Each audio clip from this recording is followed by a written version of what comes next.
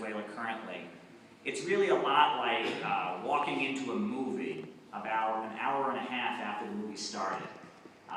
You really don't know who these people are and what they're saying or where they came from, and you know what's happening on the screen at the moment, but you don't really know the backstory and you don't really know what's happening. So in order to talk about what happened in Venezuela in December, I have to talk about the history of the Bolivarian movement.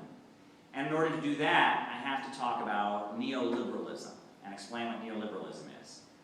Neoliberalism really came into prominence in the 1950s and 60s and 70s. Economists in the United States at a place called the Chicago School developed ideas about creating what's been called utopian capitalism. The idea was that almost all government intervention in the economy could be abruptly ended.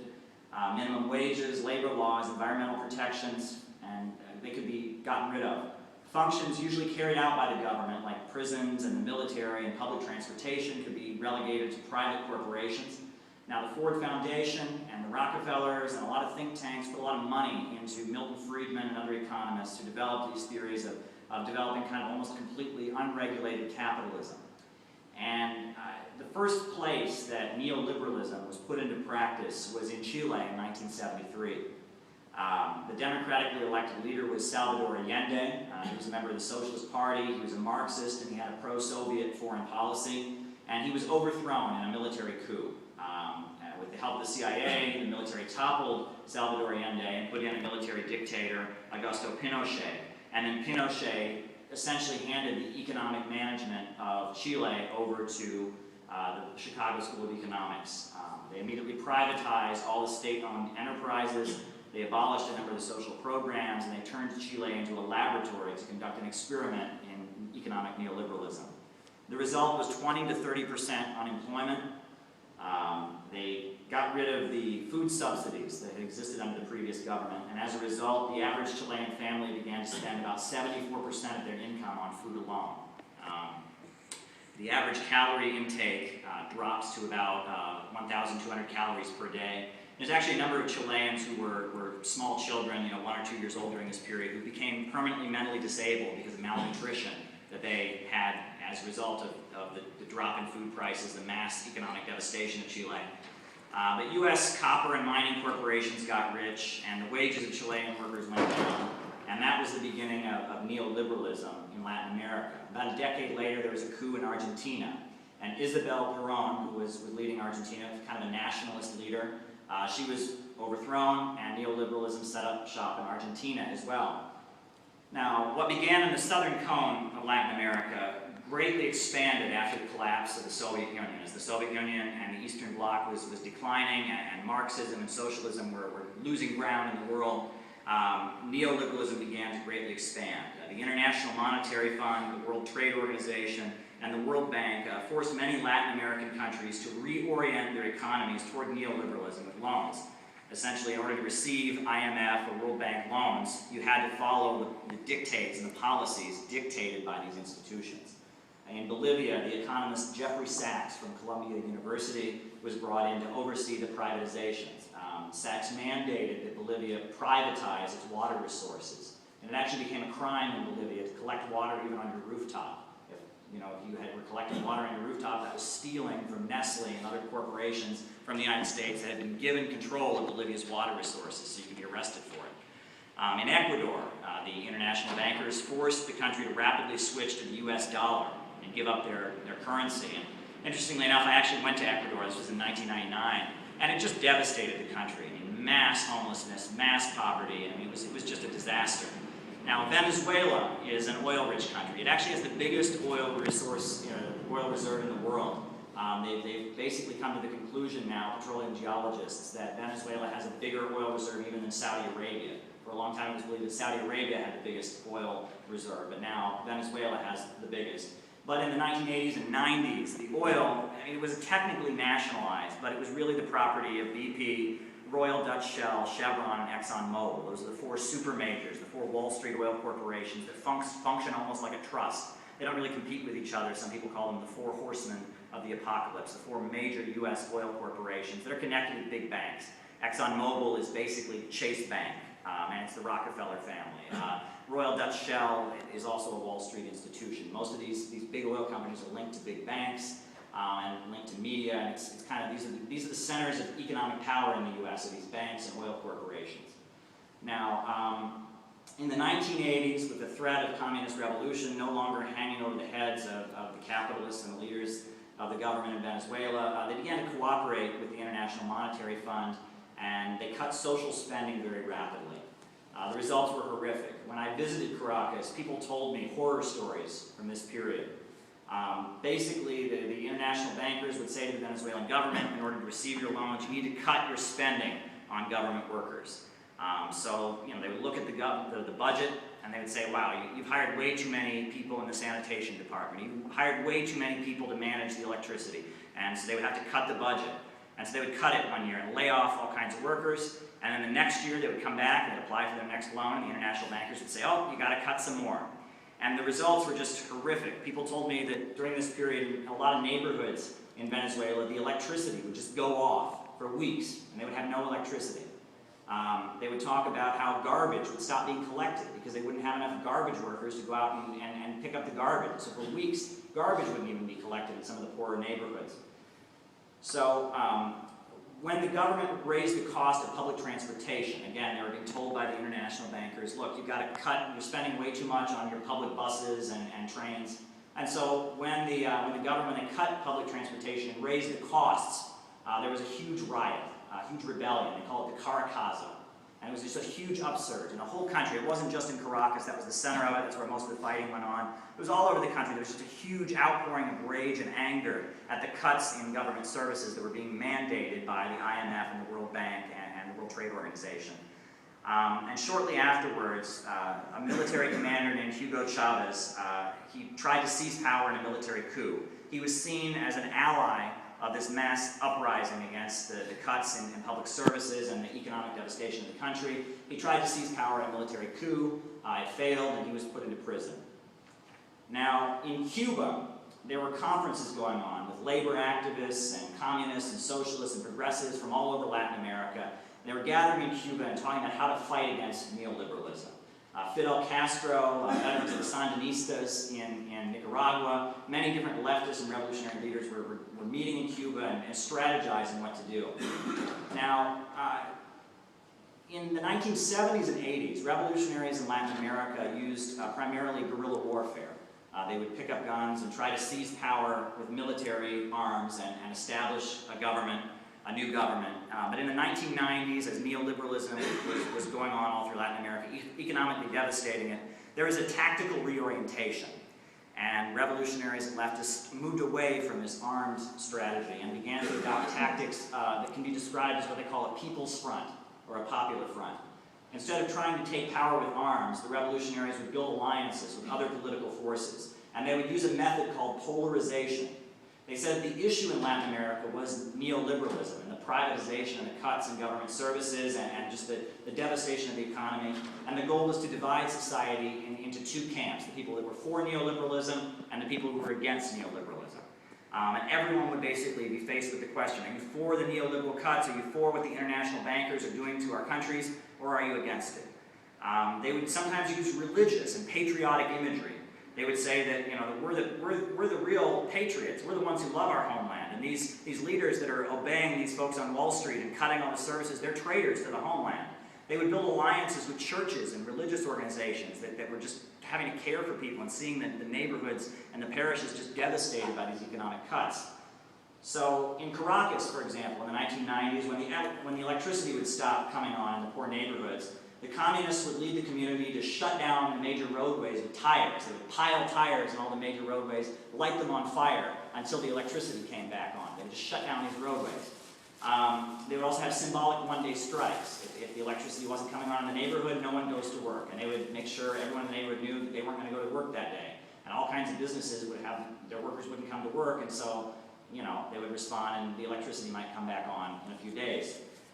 One thing that they did is when the garbage wasn't being collected, the Communist Party would start collecting the garbage themselves, and then they would take it to a major highway and dump it in the middle of the highway, demanding that, and then of course the government would have to respond and start collecting garbage once again. These were kind of community struggles that kind of built the strength of the left. And they built a coalition, a political party that was opposed to Western domination. It was called the Movement for a Fifth Republic. In Venezuelan history up to then, you had 4 different constitutions, 4 republics, and then they built a political party called the Movement for a Fifth Republic. The military leader, Hugo Chavez, who had attempted the coup, he ran for president in 1998, and he said he was not a socialist, that he believed in what he called the third way, between capitalism and socialism. And he ran on a modest platform, and it was basically, he was saying Venezuela first. He says, we need to stop listening to these Wall Street bankers who are just wrecking our economy, and we need to put the needs of our country first. They called themselves the Bolivarian movement after Simón Bolívar, who was the liberator, the leader of the revolution against Spanish colonialism, and who had abolished slavery in South America. He'd been key in getting rid of slavery. So right after Chavez was elected president, the country was struck by mudslides. After heavy rains, entire villages were just destroyed, just the mudslides, and people were displaced. And so using the television, Chavez got on television, and he basically mobilized the country to help the victims of the mudslides. He used the military, and he basically called it a kind of patriotic spirit of community service. He used the community activists and the people who've been leading these kind of fights against neoliberalism to go out and organize their communities to help the people as a result of the mudslides. And this was something that hadn't been done in recent history in Venezuela. There hadn't been this kind of mobilization of the people to kind of help each other. And it was an extremely popular thing, and people were all kind of whipped up into this patriotic fervor, going and volunteering and helping people in their community who'd been devastated by these mudslides. And so as a result, Chavez was very popular. And so after the mudslide crisis was over, he then called for a new constitution, and they had a national vote, and the new constitution was ratified overwhelmingly. The rich and powerful in Venezuela started getting somewhat afraid at this time, because they saw that Chavez wasn't just leading the Venezuelan government, and he wasn't just leading the Venezuelan military, but he also had this network of kind of community activists who could kind of be called on to come to his aid and do things that he wanted to do, and kind of push forward what he called the Bolivarian process, the Bolivarian revolution in the country. And that made the rich and powerful very nervous. In neighborhoods, they organized what were called Bolivarian circles. So every neighborhood would have people who were supporters of the president and supporters of the movement for the Fifth Republic. And when he got on TV and said, we want to push this initiative, they would go and knock on all the doors in their neighborhood and talk to people. And this kind of gave Chavez a level of power that other political figures in Venezuela had never had. One thing he did, after passing the new constitution, they had a literacy campaign. And Cuban teachers were brought to Venezuela, and they went from neighborhood to neighborhood teaching people who were illiterate how to read. And the first thing that they ever read was this new constitution that they had passed. And so that was very popular. So then, September 11th happened in the United States, and a few months later, the U.S. invaded Afghanistan, began bombing Afghanistan. And Chavez, on national television, got on TV and showed pictures of innocent people who'd been killed by the bombings. And he said, now 9/11 was awful, but it doesn't justify the killing of innocent people. And what the United States is doing in Afghanistan is wrong.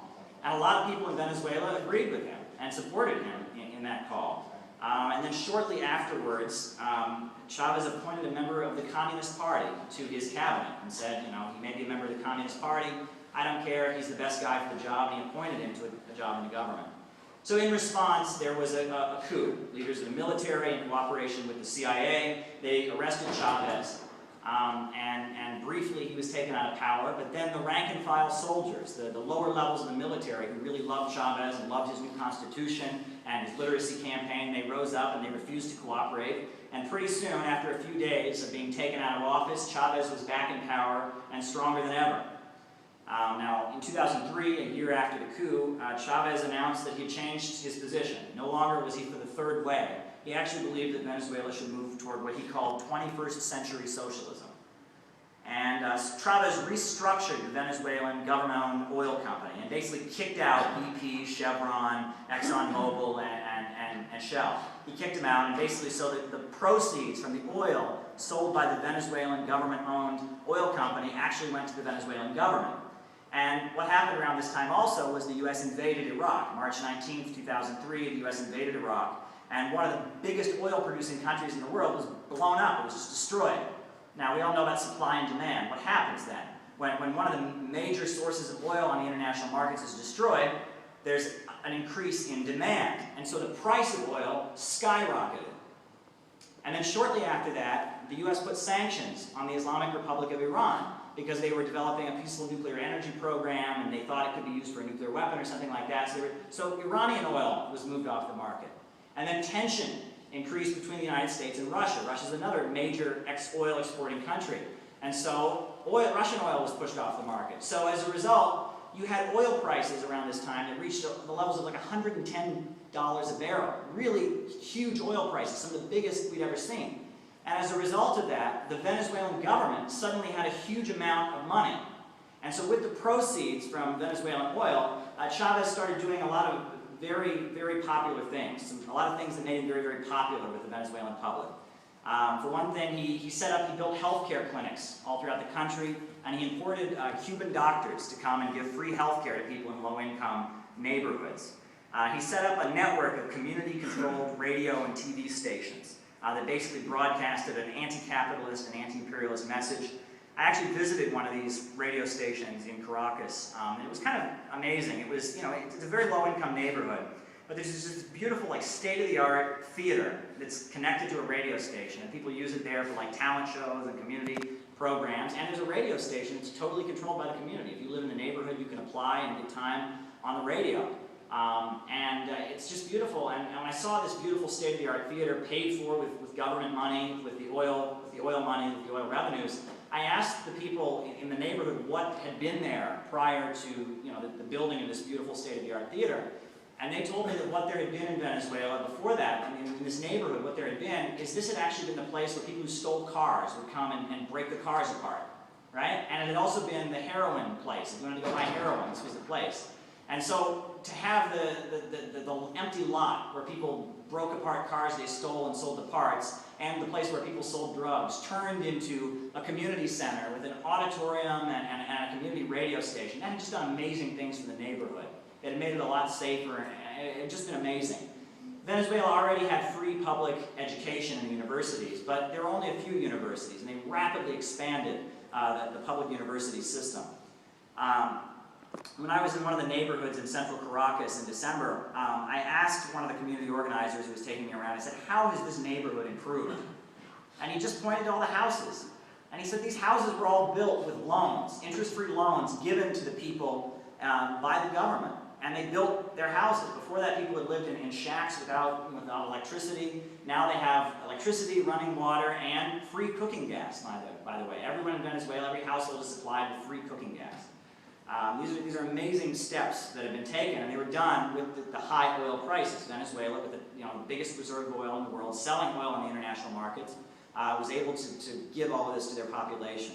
Now, U.S. media around this time started talking about Chavez the dictator. Now, we've all heard this. You ever hear Chavez referred to in the media, or his successor Maduro, you hear them called dictators. But every election, the United Nations, the Organization for American States, the Carter Center for Free Elections, and so many others have confirmed that the election results are legitimate, that this is how the people voted. But yet, our media continues to refer to them as dictators. Now, there is a small minority in Venezuela, very wealthy people, who hated Chavez. But in the working class neighborhoods in the cities and in the countryside, Chavez and the Bolivarian Revolution at this time had overwhelming public support. Chavez was elected again and again. Now, as Chavez was dying of cancer, he emphasized that the Bolivarian Revolution needed to move ahead. He said that there should be communes that were created, and a lot of his followers actually began doing this. They began setting up like kind of collective apartment buildings where they would all kind of live together and share everything. And he said that oil couldn't be the only thing in Venezuela that was used to create the socialist project. He said that Venezuela needed to move toward building like government-owned steel mills, collectively owned steel mills, and other manufacturing, and that because they were centered around oil, this was kind of a weakness for the Bolivarian Revolution.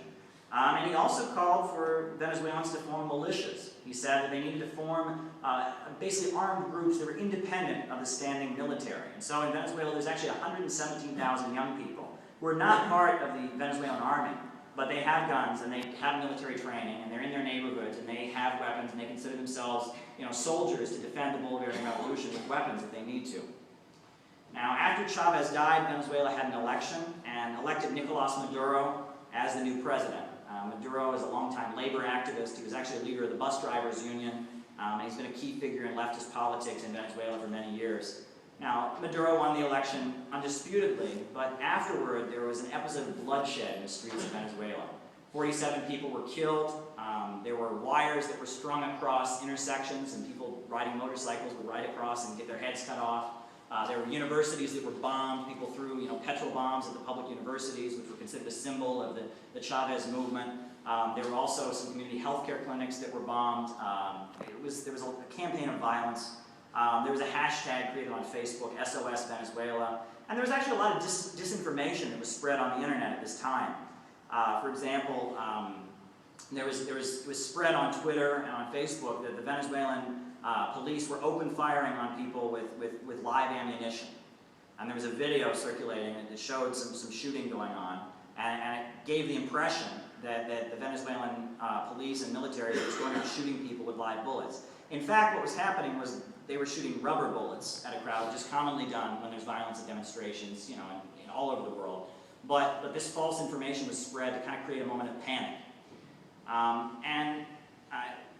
In addition to this, now that moment, they called it La Salida. It was a campaign. The hope was to drive Maduro from office with this kind of campaign of street violence. It died out, but it created a lot of disinformation. There was a lot of confusion, and almost a state of national emergency was called. Then starting in 2014, there was a massive drop in oil prices, right? Now, Venezuelan, the Bolivarian project had largely been successful because of the high oil prices, $110 a barrel. But then all of a sudden, in 2014, the Kingdom of Saudi Arabia starts pushing oil onto the international markets massively. There are tens of millions of dollars, millions of barrels of oil being pushed onto the international markets every single day. And Saudi Arabia is actually bankrupting itself. And this continues. They're still doing this. Every day, Saudi Arabia is pushing oil onto the international market, and they're losing money in doing so. And they're having a huge internal crisis. People are being laid off in Saudi Arabia. Why is this happening? Well, it's happening because Saudi Arabia is basically the property of the four major oil companies in the U.S., Chevron, BP, Shell, and ExxonMobil. And in coordination with the Council on Foreign Relations, which is the major think tank of the CIA, they kind of engineered a strategy to oppose enemies of the United States. What do Venezuela, Iran, and Russia have in common? They are all countries that have rejected the dominance of Western capitalism. The Iranians are Islamic revolutionaries, the Russians are nationalist Christians, the Venezuelans are Bolivarian socialists, but all of them reject Western capitalism and have an independent economy. And they all have basically state-run economies that are centered around the public control of natural resources, especially oil and natural gas.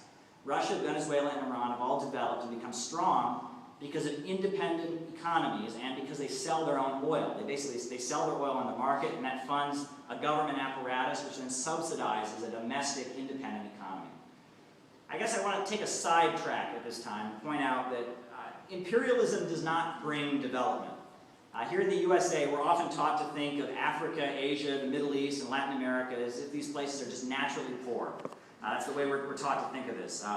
But the Middle East is where civilization was born. Latin America had vibrant civilizations like the Incas, the Mayas, and the Aztecs, while Europeans were still hunter-gatherers living in caves. China was arguably the most powerful country in the world at one point, and it's pretty close to getting back to that position. There's no reason that people in the so-called third world should be poor, and the Western powers are not developing these countries by investment. In fact, they're destroying and creating dependency.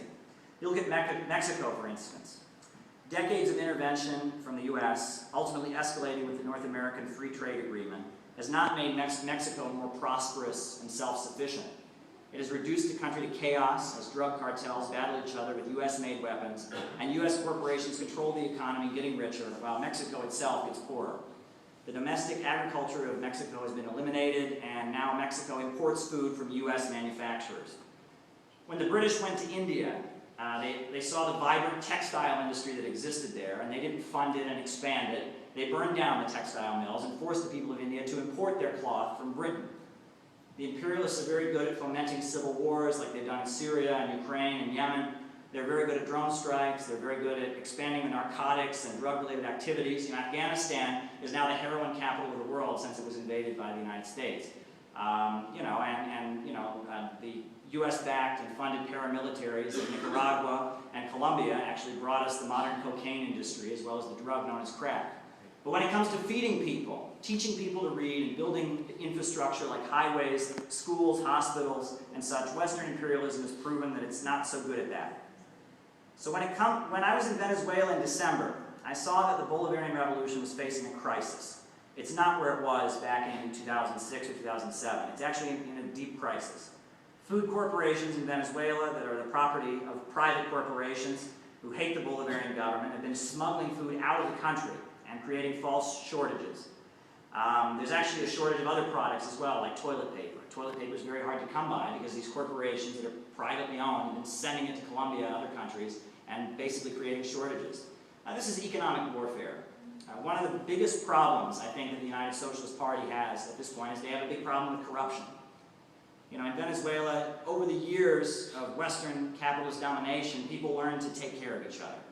In Venezuela, if someone got a job with the government, they were expected by their neighbors and their family members to help them out and take care of each other. It was basically a means to survive. You know, if you have a job in the government, your friends and neighbors expect you to break the rules and bend the laws and help them out.